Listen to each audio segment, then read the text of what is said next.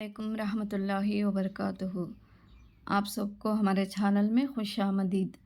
आज हम psychology second chapter Piaget's theory of cognitive development यानी पियाजे का वकूफ़ी या इदराकी नशोनुमा का नज़रिए को पढ़ेंगे। अगर आप मेरे चैनल पर नए हो तो मेरे चैनल को सब्सक्राइब ज़रूर करें, लाइक करें, शेयर करें। पियाजे का वकूफ़ी या इदराकी नशोनुमा का नज़रिया कॉग्निटिव डोमेन। पियाजे आकर स्विट्ज़रलैंड से ताल्लुक़ रखते हैं। कहाँ के रहने वाले? स्विट्ज़रलैंड के। इसके मुताबिक बच्चा पैदाइश से माउन के साथ दुनिया के बारे में मालूमात हासिल करने में अहम किरदार अदा करता है करके पियाजे का कहना है, या चुस्त रहता है। दुनिया के बारे में मालूमात हासिल करने के लिए अहम रोल अदा करता है और चुस्त रहता है। वकूफ़ी या इदराकी यानी कॉग्निटिव का मीनिंग क्या है? माहौल के ताल्लुक़ से रद्द अमल ज़ाहिर करना।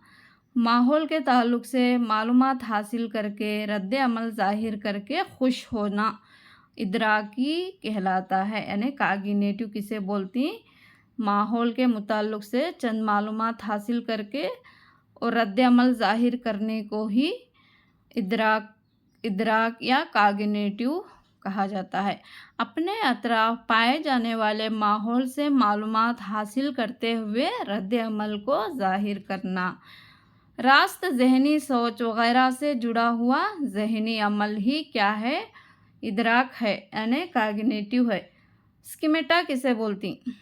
बच्चे के किसी भी चीज़ या माहौल के ताल्लुक़ से दिमाग में जो वकूफ़ी साख्तें या ज़हनी साख्तों को स्कीमेटा कहा जाता है। बच्चे जो जहन में चंद स्कीमेटास रखे रहते हैं उनको ही वकूफ़ी साख्तों को ही यहाँ पर स्कीमेटास कहा गया।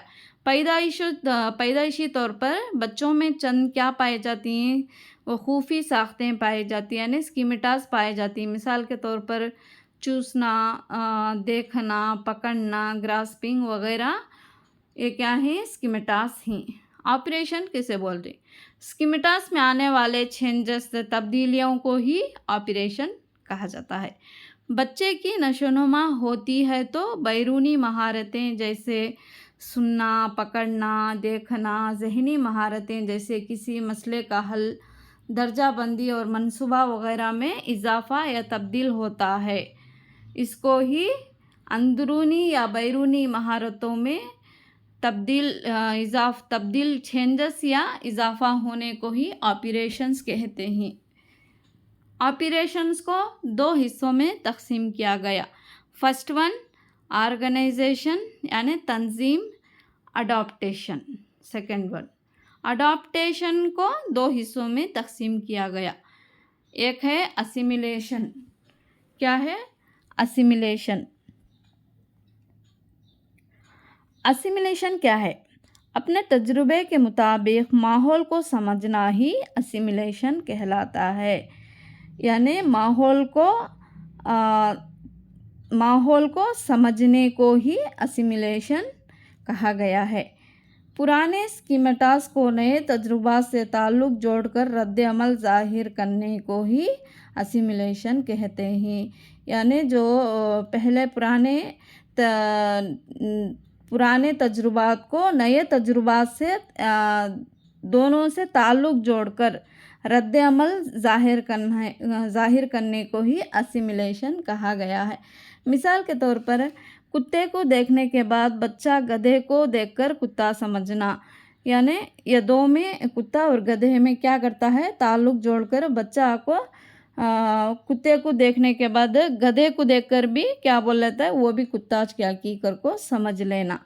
यह आकर क्या है? असिमिलेशन है। अब नेक्स्ट सेकंड वन आकोमोडेशन। बच्चा अपने तजुर्बात को माहौल के मुताबिक समझने को आकोमोडेशन कहते हैं। मिसाल के तौर पर नए तजुर्बात के ज़रिए अपने पुराने ख़यालात या स्कीमेटास में क्या करता है? चेंजेस लाता है, तब्दीली लाने को ही आकोमोडेशन कहते हैं। जब बच्चा कुत्ते को देखने के बाद गधे को देखकर अलग किस्म का जानवर समझना। जो पहले कुत्ते को देखने के बाद बच्चा क्या समझा था, गधे को देखकर भी कुत्ता समझा था, किसमें वो असिमिलेशन रहा।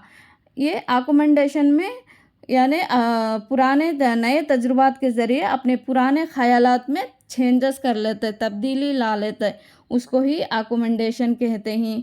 कुत्ते को देखने के बाद गधे को देखकर गधा आकर अलग किस्म का जानवर है समझने को ही आकोमेंडेशन कहा जाता है। पियाजे ने इदराकी नशोनुमा को 4 स्टेजेस यानी 4 मरहलों में तकसीम किया है।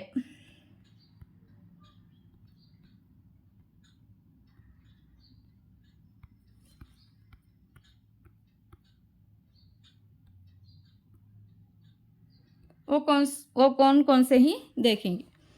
पहले हिस्सी व हरकी दौर यानी सेंसेशनल पीरियड बोलती हैं, सेंसेशनल स्टेज बोलती हैं। ये आकर 0 से लेकर पैदाइश से लेकर 2 साल तक चलता है। सेंसेशनल पीरियड हिस्सी व हरकी दौर। बच्चा अपने माहौल को हिस्सी आज़ा के ज़रिए समझता है। 0 से 1 महीने पैदाइश से रिफ्लेक्स यानी देखना, हिलना वगैरह मजबूत होते हैं। 1 महीने के अंदर पैदाइश से लेकर 1 महीने के अंदर बच्चे में क्या खूबियाँ होती हैं बोले तो देखता है, हिलना वगैरह मजबूत होते हैं। 1 से 4 महीने खुद को खुशी देने वाले काम बार बार दोहराता है। 1 से 4 महीनों में 4 से 8 महीने में अपने अतराफ पाए जाने वाले चीज़ों पर उसकी नज़र पड़ती है।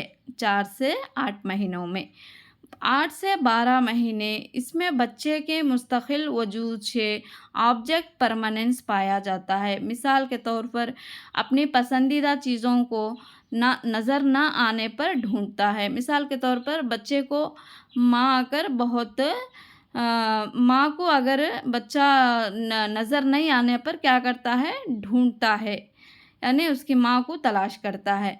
माँ नज़र न आने पर माँ को ढूंढना। बच्चा खेलते वक्त उसके पसंदीदा खिलौनों को छुपाने पर उसकी तलाश करता है और अपने पुराने तजुर्बात के ज़रिए हासिल होने वाले काम को नए हालात या नए मुकाम पर बच्चा क्या करता है, इस्तेमाल करता है।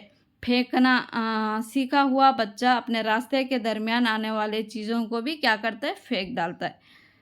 यह आकर 8 से 12 महीने में 12 से 18 महीने में बच्चा को सही व ख़ता के ज़रिए सीखता है।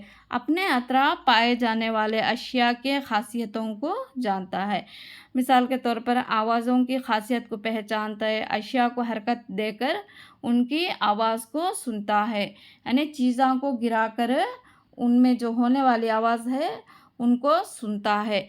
18 से 24 महीने इसके दरमियान बच्चा सही व ख़ता के साथ साथ बसीरती इक्तसाब को भी सीखता है। यानी 12 to 18 मंथ्स में बच्चा को सही व ख़ता ट्रायल एंड एरर मेथड के ज़रिए सीखता है। नेक्स्ट 18 to 24 मंथ्स में क्या करता है, सही व ख़ता के साथ साथ बसीरती इक्तसाब इंसाइटफुल लर्निंग के साथ भी बच्चा सीखने लगता है। मिसाल के तौर पर किसी ऊंचाई पर रखी हुई चीज़ को लकड़ी की इस्तेमाल करके उसको हासिल करने की कोशिश करता है। यानी ये ऊंचाई पर रखी गई चीज़ को वो गौर करता है कि उसको कैसे हासिल किया जाए, यानी लकड़ी की मदद से उसको हासिल करना बोल के उसके माइंड में ये चीज़ आती है। इब्तिदाई तजुर्बात या माक़बल इक़दाम का दौर। अब हम देखे थे कौन सा स्टेज, हिस्सी व हरकी दौर देखे थे, sensational stage. Next second one है प्री ऑपरेशनल स्टेज है। ये 2 साल से 7 साल 2 साल से 7 साल तक रहता है। इसको फिर 2 हिस्सों में तकसीम किया गया है। एक है ख़बल तसव्वुराती प्री कॉन्सेप्चुअल पीरियड, यानी यह को 2 से 4 साल तक रहता है। 2 से 4 साल में लिसानी नशोनुमा ज़्यादा होती है। इस दौर में सेल्फ सेंट्रेसिस या ईगो सेंट्रिज्म खुद मरकजियत होती है। ईगोसेंट्रिज्म के माने क्या है? ईगो का मतलब है बच्चा सारे काम को अपने लिए या मेरे मुताबिक हो रहे ही समझना। ईगोसेंट्रिज्म के माने ही बच्चा को सारे काम मेरे मुताबिक चल रहे ही समझता है। मिसाल के तौर पर जब हम चलते वक्त सूरज या चांद अपने साथ हरकत कर रहे ही महसूस करना। जब छोटी थी तब मैं भी ऐसे ही सोचती थी कि चांद आकर मेरे पीछे पीछे आ रहा है, मैं किधर जा रही हूँ मेरे साथ भी चांद वैसे ही हरकत कर रहा है करके मैं भी समझती थी। ऐसा समझने को ही क्या बोलती? ईगोसेंट्रिज्म। ईगोसेंट्रिज्म बोलते हैं। एनिमिज्म। एनिमिज्म क्या है? एनिमिज्म पाया जाता है जिसका मतलब है बेजान चीज़ों को जान भरना, बेजान चीज़ों को जानदार समझना। मिसाल के तौर पर बच्चे क्या करती हैं, जब छोटे रहती हैं तब खिलौनों से बातें करती और उनको नहलाती, ये सब को उनसे बातें करती। बेजान चीज़ों को जान समझना ही एनिमिज्म कहलाता है। खिलौनों, चांद, सूरज वगैरह को भी जान है समझने को ही एनिमिज्म बोलती। ईगोसेंट्रिज्म किसे बोलती? अपनी कायनात को हमारे साथ हमारे वजूद में है, यानी हमारे मुताबिक सब चल रहा है समझना ही ईगोसेंट्रिज्म है। नेक्स्ट सेकेंड पीरियड है इसमें इंटेटिव थॉट पीरियड। ये आकर 4 साल से 7 साल तक। इसमें कंजर्वेशन की कमी पाई जाती है। कंजर्वेशन का मतलब किसी भी शय की शक्ल या हालत बदलने पर उसकी खासियत नहीं बदलती, इसको ही कंजर्वेशन कहा जाता है।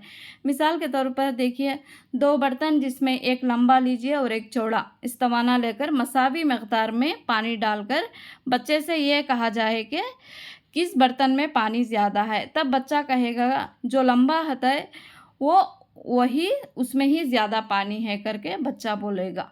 उसको ही क्या बोलती? कंजर्वेशन बोलती। एक तरफी सोच पाई जाती है, यूनिडिमेंशनलिटी इसमें पाई जाती है। मिसाल के तौर पर जब बच्चे को ये सवाल पूछा जाए तो तुझे कितने भाई हैं, तो कहता है कि वो एक, उसका नाम क्या है? सिद्दीक है। जब उससे ये पूछा जाए कि सिद्दीक को कितने भाई हूँ, तो वो नहीं बोल सकेगा। इसको ही क्या बोलती हैं? एक तरफी सोच कहा जाता है। नेक्स्ट, इरिवर्सिबिलिटी, लौटने की खासियत की कमी पाई जाती है। मिसाल के तौर पर किसी भी शय या चीज़ को एक शक्ल में तब्दील करने के बाद दोबारा उसको अपने हालत में लाया जा सकता है करके बच्चे को ये कमी पाई जाती है इस खासियत की। मोम पिघल जाने के बाद फिर मोम में तब्दील हो सकती है करके ये क्या है? इरिवर्सिबिलिटी, लौटने की खासियत है। थर्ड स्टेज आके ठोस तजुर्बात का दौर, यानी कॉन्क्रीट ऑपरेशनल स्टेज भी बोलते हैं इसको। ये 7 ईयर्स टू 11 ईयर्स तक रहता है। इस दौर में लौटने की सलाहियत को पहुंचता है। इस्तेखराजी इस्तेदलाल यानी डिडक्टिव रीजनिंग की खासियत इसमें पाई जाती है। मिसाल के तौर पर जब उस्ताद बच्चों को ये कहते हैं कि कल 1 से 5वीं जमात तक तलबा को छुट्टी है, तो तीसरी क्लास का बच्चा समझता है क्या? तो 1 से 5 तक छुट्टी है तो मेरे को भी छुट्टी होगी।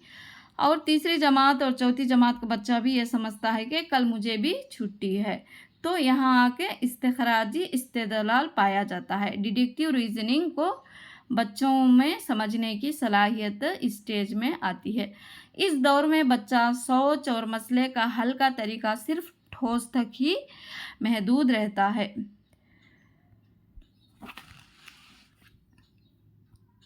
मिसाल के तौर पर जब उस्ताद बच्चों को ये कहते हैं कि हाँ ये हो गया, इस दौर में बच्चा सोच और मसले का हल सिर्फ ठोस तक ही महदूद रहता है। घर से स्कूल जाने का रास्ता बोल नहीं सकता, घर से स्कूल जाने का रास्ता बोल नहीं सकता, सिर्फ दिखा सकता है। कंजर्वेशन इरिवर्सिबिलिटी नशोनुमा पाते हैं इस स्टेज में। नेक्स्ट लास्ट स्टेज है कौन सा? फॉर्मेशन स्टेज, रस्मी तजुर्बात का दौर। 14 साल से लेकर बलूगत तक का स्टेज को ही रस्मी तजुर्बात का स्टेज कहा जाता है। इसमें आके इस्तिखराजी इस्तेदलाल यानी रीजनिंग सलाहियत नशोनुमा पाती है, मंतकी सोच नशोनुमा पाती है, साइंटिफिक सोच नशोनुमा पाती है। इस स्टेज में तमाम खुसूसियात सिर्फ औसत से ज़्यादा IQ को रहने वाले तलबा में देखी जा सकती हैं। तख्लीकी नशोनुमा की सोच नशोनुमा पाती है, यानी कौन से स्टेज में? फॉर्मेशन स्टेज, फॉर्मल स्टेज में, रस्मी तजुर्बात के दौर में ये सब पाए जाते हैं।